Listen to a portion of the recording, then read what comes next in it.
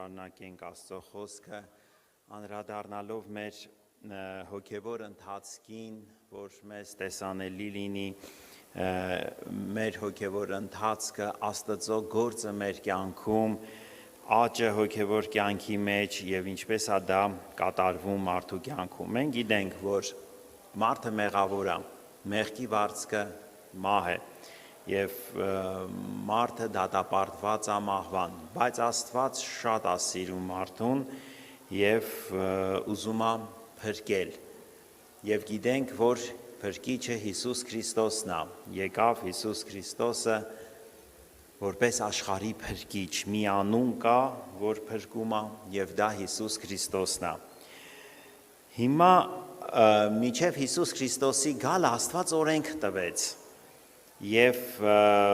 մտածում ենք ինչի տվեց օրենք Աստված, ինչի էր պետք տալ օրենք, եթե օրենքը չի բժշկում, եթե օրենքը չի փրկում։ Հարցը նրանում է, որ մարդը պետք է տեսնի, որ ինքը մեղավոր է։ Ինքը տեսնի, ինքը դա համոզվի եւ որպեսի փրկչի կարիք ունենա, որպեսի գնա Հիսուս Քրիստոսին։ Շատ անգամ մարդիկ ասում են, ես ինչ եմ արել, որ կորսվեմ, ես կարիք չունեմ փրկության, այն հարևան են, բարեկամը, այս մեղավոր մարդը, թող ինքը գնա Հիսուսին փրկվելու համար, ես բարոյական կյանք եմ ապրել, մրջուն չեմ տրորել եւ այլն։ Աստված տվեց օրենք, որպեսի մարդը տեսնի, որ ինքը մեղավոր է, որտեղ օրենքը մանրակրկիտ ցույց է տալիս մարդու մեղավոր լինելը եւ մենք կարդում ենք դա, որ օրենքի նպատակը տալու որպեսի մեղքը հայտնվի։ Օրենքի նպատակը չի, որ մարդը արդարանա, արդարանում է հավատքով Հիսուս Քրիստոսի միջոցով։ Օրենքով ճանաչվում է մեղքը։ Բայց քանի որ մարդը մեղավոր է, ինչ է տեղի ունենում։ Գաղատացիների 3-րդ գլխի 10 համարից կարդում ենք, Գաղատացիների 3:10-ից։ Վասնզի անոնք, որ օրենքի գործերեն են, անեծքի տակ են, վասնզի գրված է, անիծյալը լա ամեն մարդ, որ օրենքի գրքի բոլոր գրվածներու մեջ չի կենար, որպեսի զանոնք կատարի։ Հիմա եթե մենք ճիշտ չհասկանանք, ստացվի կասենք, հենա որ Աստված օրենք չտար, մարդը անեծքի տակ չէր լինի, ուրեմն Աստված մարդուն գցեց անեծքի տակ, ոչ, մեղքի պատճառով է, մեղքի պատճառով է մարդը անեծքի տակ, բայց օրենքով հայտնվում է մեղքը, օրենքով մարդը տեսնում է, եւ Աստծո օրենքը սուրբ է, բարի է, կատարյալ է, Աստված է տվել այդ օրենքը։ Եվ ով որ Աստծո օրենքը չի կատարում, ինքը անեծքի տակ է։ Այսինքն բոլոր մարդիկ, որտեղ մարդը չի կարող Աստծո օրենքը կատարել, բայց անեծքի տակ է մեղքի պատճառով, իր պատճառով, իր անհնազանդության պատճառով, ոչ թե Աստված մարդը անմեղ էր, Աստված մարդուն գցեց անեծքի տակ, ոչ, մեղքի պատճառով։ Եվ շարունակության մեջ Եվ թե օրենքով մեկը չի կրնա արդարանալ Աստծո առջև, այդ հայտնի է, քանզի արդարը հավատքով պիտի ապրի։ Օրենքով ոչ մեկ չի կարող արդարանալ, այսինքն մարդը չի կարող կատարել Աստծո օրենքը եւ Աստծո առաջ արդարանալ, ասել ես կատարեցի, դե ինձ փրկի տար երկինք, ես կատարել եմ քո օրենքը։ Բայց օրենքը հավատքեն չէ, հապա ան որ կկատարե այն բաները անոնցմով պիտի ապրի։ Քրիստոս մեզ ծախու առավ օրենքի անեծքեն, ինք մեզի համար անիծվեցավ, որպեսզի Աբրահամի օրդությունը հեթանոսներու վրա լա Քրիստոս Հիսուսով, որպեսզի մենք հոգին խոստումները առնենք հավատքով։ Քրիստոս օրենքի անեծքը վերցրեց, ինքը անիծվեցավ, որտեղ ստեղ գրված է անիծյալն, որ փայտեն կկախվի։ Այո, Քրիստոսը կատարեց օրենքը եւ այդ օրենքի անեծքը ինքը վերցրեց։ Հիմա մի ուրիշ բանի վրա եմ ուզում ուշադրություն դարձնեմ։ Մեր կյանքում դա ոնց կատարվի։ Լավ, Քրիստոսը խաչվեց, վերցրեց մարդկության մեղքը, օրենքի անեց, իրա վրա վերցրեց, կատարեց օրենքը, բայց հիմա ես 2000 տարի անցել ապրում եմ երկրի վրա, իմ կյանքում ոնց դա պետք է կատարվի, ես ոնց պետք է դրանից օգտվեմ, ռեալ, պրակտիկ, իմ կյանքում, իմ հոգևոր ընթացքում, իմ հոգևոր աճման ընթացքում, ինչպես այդ օրենքի արդարացումը պետք է կատարվի։ Հիսուսը կատարել է,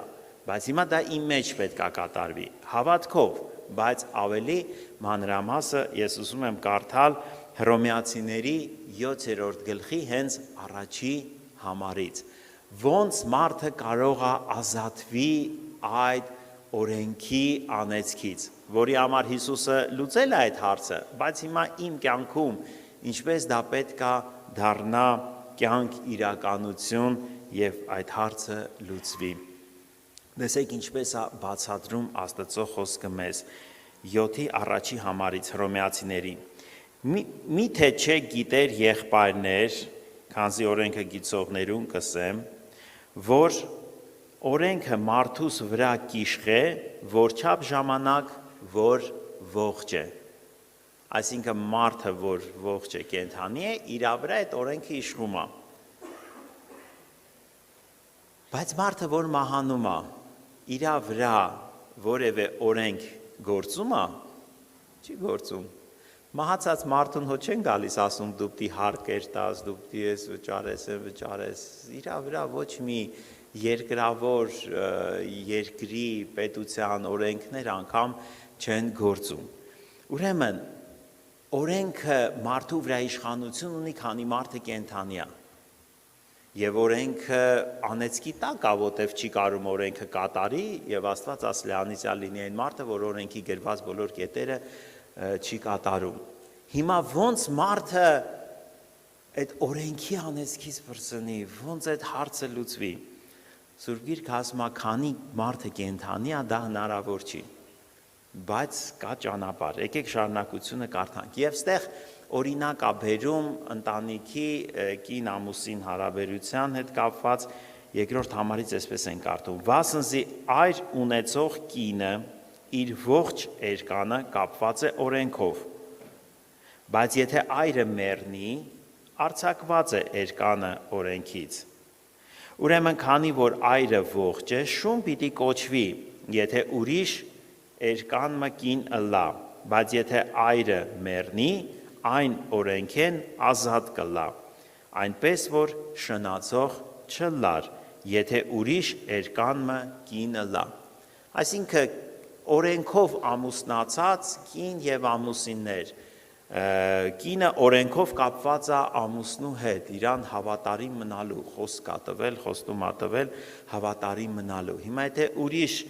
տղամարդու ինքը գնա, շնություն կկոչի, որտեվ այրը կենդանի է, բայց եթե մեռնի այրը, այդ օրենքը արդեն ազատվում է այդ օրենքից, այդ օրենքը էլ չի գործում։ Հավատարիմ լինելու խոստումը եւ այդ օրենքով կինը ամուսնուն կապվածը այն ժամանակա ուժի մեջ վավեր, քանի ամուսինը կենդանի է, բայց որ ամուսինը մահանում է, օրենքով արդեն ինքը ազատ է ուրիշի հետ ամուսնանալու եւ էլ շնացող չի կոչվի։ Հիմա ուշադիր լսենք ստեղ հոգևոր մասնա բացատրում մեզ Աստծո խոսքը։ Ուստի դուք հալ իմ եղբայրներս Քրիստոսի մարմնովը օրենքին մեռակ, որպեսի ուրիշի ըլլակ, անոր որ մեռելներեն հարություն առել է, որպեսի Աստծո պտուղ բերեք։ Հիմա տեսեք, Քրիստոս այդ գործը արեց, բայց ես էլ Քրիստոսի հետ պիտի մեռնեմ, ես էլ Քրիստոսի հետ պիտի խաչը բարձրանամ։ Եթե ես ասեմ, լավ, 2000 տարի առաջ Քրիստոս խաչվել այդ գործը արել է, բայց ես դրան չհավատամ ու չգնամ դրա մեջ, դա ինձ օգուտ չի լինի։ Եթե ես Քրիստոսի հետ խաչ չբարձրանամ, հին կյանքը մերժելու, նոր կյանքով ապրելու, խաչի գործը ինձ օգուտ չի տալիս, դա միայն հավատացողի, ընդունողի եւ այդ ճանապարհով գնացողի համար է օգուտ տալիս Քրիստոսի արած գործը։ Քանզի երբ մենք մարմնով ենք, մեղքերու կրքերը, որոնք օրենքով կլայն մեր անդամներու մեջ կներգործեին, որպեսի մենք մահվան պտուղ բերենք, բայց հիմա այն օրենքեն արձակվեցանք, վասնզի մեռանք անոր, որով բռնված ենք, որպեսի մենք ծառայենք հոգի նորոգությունով, ոչ թե գրի հնությունով։ Հիմա տեսեք, ինչպես է սա կատարվում։ Քրիստոս այդ գործը կատարել է, մենք հավատում ենք, ընդունում ենք։ Հիմա իմ կյանքում ինչպես է դա իրականանում։ Երբ որ ես գալիս եմ Աստծուն, ընտրում եմ Աստծուն, որպես իմ Տեր ու Փրկիչ, դառնում եմ Աստծուն, ապաշխարում եմ, հրաժարվում եմ մեղքից, հին կյանքից, ես այդ հրաժարվելը դա մեռնելը հոգևոր առումով դա մերժելն է, հրաժարվելն է հին կյանքից, մեղքի բնությունից, այդ որով ես ապրել եմ։ Եթե ես դա չեմ մերժում, նշանակում է ես դեռ Քրիստոսի համար չեմ մեռել, ես կենդանի եմ եւ մեղքը գործում այն մեջ, կենդանի եմ այս աշխարհի համար։ Բայց Սուրբ Գիրքը ասում է, որ մենք պետքա մեռած լինենք եւ մեր մեղքի բնությունը մերժելով եւ դա մերժելով իհարկե մենք աշխարհն ենք, չեմ մերժում եւ դա կատարվում է Քրիստոսի խաչով։ Եկեք ես միջանկյալ մի տեղ կարդամ, որ մեզ ավելի պարզ լինի, Գաղատացիների 6-րդ գլխից տեսեք ինչպես է գրված 6-14-ից, բայց ես Պողոս առաքյալը իր համար է գրում, քավ լիցի որ պարծենամ, հապա միայն մեր Տեր Հիսուս Քրիստոսի խաչովը, որով աշխարհը ինձի խաչը ելած է, ես էլ աշխարհին։ Այսինքն խաչը ելած նշանակում է մեռած, այսինքն մերժած։ Ես աշխարհին եմ մերժել, դե աշխարհն էլ ինձանից է հրաժարվել, որտեվ տեսնում է ես իր համար մեռած եմ, ես աշխարհին պետք չեմ։ Տեր Հիսուսը ասեց, ես այս աշխարհից չեմ, դուք էլ այս աշխարհից չեք։ Հիմա այդ Քրիստոսի խաչը պետքա կենդանի գործ կատարի իմ մեջ, այդ խաչի գործը որն է, որ ես մեռնեմ աշխարհի համար, աշխարհը մեռնի իմ համար։ Ես մեռած լինեմ մեղքի համար, մեղքն էլ իմ համար։ Ես այսինքն նոր կյանքն եմ ընդունել, երկնքից իջած կյանքը եկել է իմ մեջ, էլ հին կյանքը ես ինչ գործ ունեմ ապրեմ հին կյանքով։ Դա իմ մեջ մնում է, մեղքի բնությունը մեր մեջ մնում է, միջև հափշտակություն, միջև նոր մարմին հագնելը, բայց ես ոնց եմ ապրում երկրի վրա, հավատքով։ Ինչ է նշանակում հավատքով ապրել։ Հավատքով ապրել չի նշանակում, որ ես հավատում եմ, որ Տեր Հիսուսը եղել է 2000 տարի եկել է, խաչվել է եւ ինչ որ պատմությունների։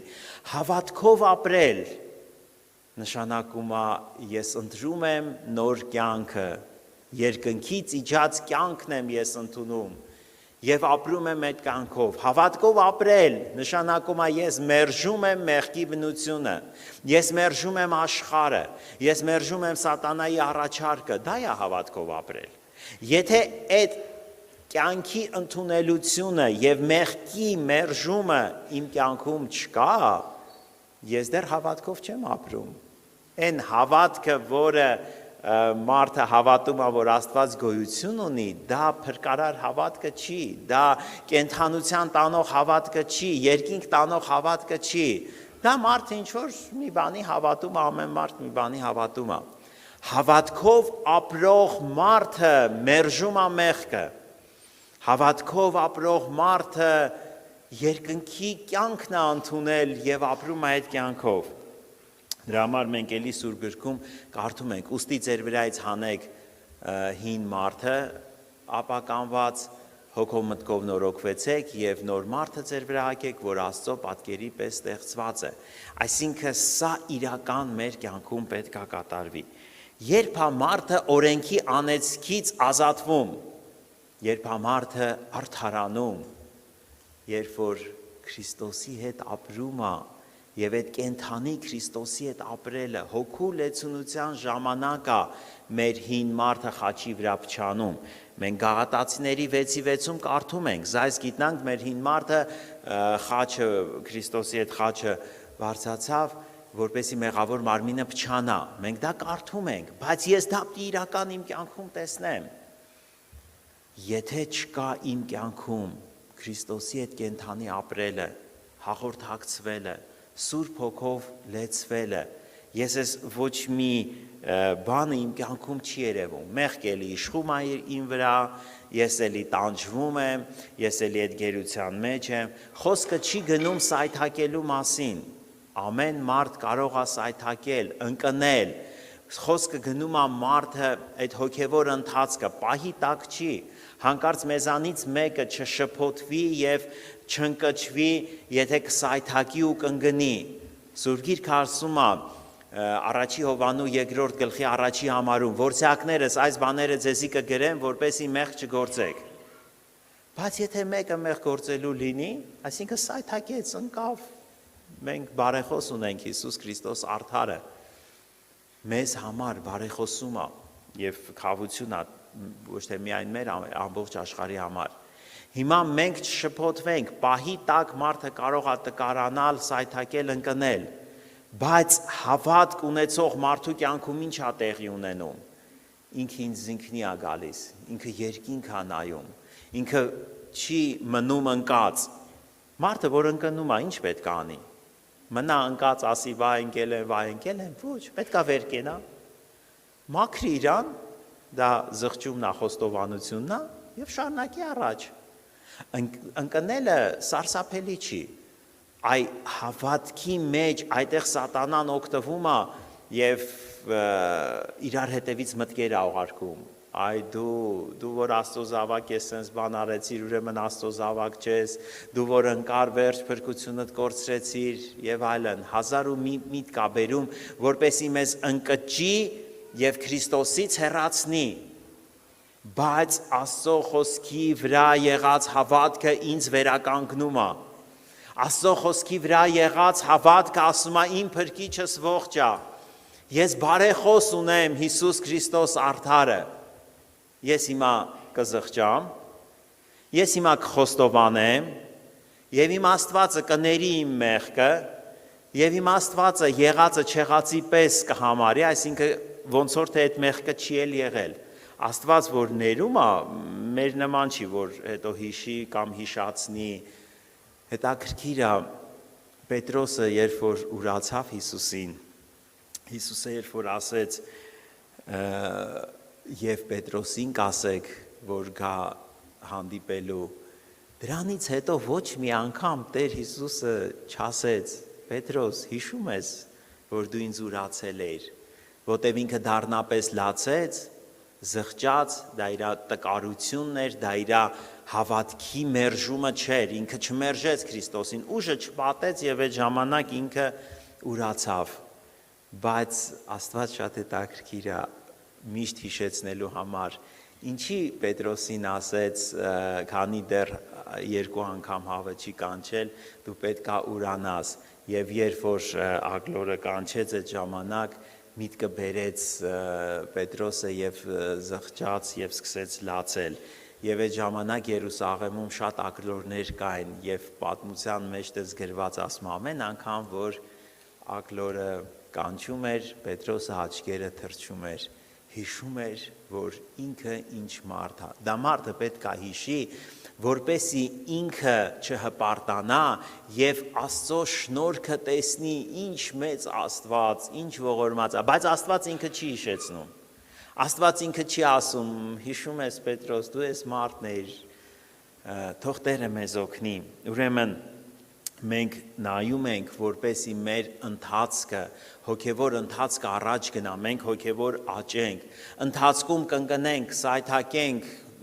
միջոց կա դրա համար, Հիսուս Քրիստոսի արյունը կենդանի է, մենք զղջում ենք, խոստովանում ենք, հավատում ենք թափած արյանը, այդ մեղքը ջնջվում է, բայց բուն մեղքը դա Քրիստոսին մերժելն է, մենք այդ մեղքը չենք գործում, մենք հավատքի մեջ ենք, մենք հավատում ենք, որ Քրիստոս կյանքն է, այդ կյանքը ընդունում ենք և ապրում ենք այդ կյանքով, հավատքով ապրել նշանակում է մերժել հին մարդը, մերժել մեղքի բնությունը, մերժել աշխարհը, ապրել երկնքից իջած կյանքով, դա մեռնելն է, դա Քրիստոսի հետ խաչը բարձրանալն է, աշխարհի համար մեռած։ Հիմա աշխարհը գալիս է ինձ իր առաջարկն անում։ Տեսնում եմ, ես իր առաջարկը չեմ ընդունում։ Ասում է ինքը ինձանից չի, ինքը մեռած է աշխարհի համար։ Այո, մենք հետաքրքիր չենք այս աշխարհին, որտեվ մենք աշխարհի կյանքով չենք ապրում, մեռած ենք։ Այն մեռնել այս իմաստով է, մերժելու։ Հիմա Քրիստոսի հետ խաչը բարձրանալ նշանակում է ընդունել կյանքը երկնքից իջած եւ մերժել մեղքը եւ աշխարհը սատանայի առաջարկը։ Թող Աստված մեզ օգնի, սա իրական կյանք, Աստված ուզում է, որ սա մեր կյանքում կատարվի։ Քրիստոս դա կատարեց 2000 տարի առաջ, հիմա Քրիստոսի արած գործից ես պետք է օգտվեմ։ Քրիստոսի արած գործը այսօր իմ կյանքում, ամեն մեկիս անհատական կյանքում պետք է կատարվի, որտեվ դա կենթանի է, դա իրական է, դա ամեն մեկիս կյանքում, իրական մարդը Աստծո առաջ արդարանում է, իրական մարդը օրենքի անեծքից ազատվում է, իրական մարդը մահից կյանքի է անցնում, խավարից լույսի է անցնում, մեղքը էլ չի իշխում։ Ստեղ սատանան, ես նորից եմ ուզում ասեմ, մեզ խաբում է, սայթակելու ժամանակ ինքը մեզ ասում է, ուրեմն դու չես մերժել մեղքը,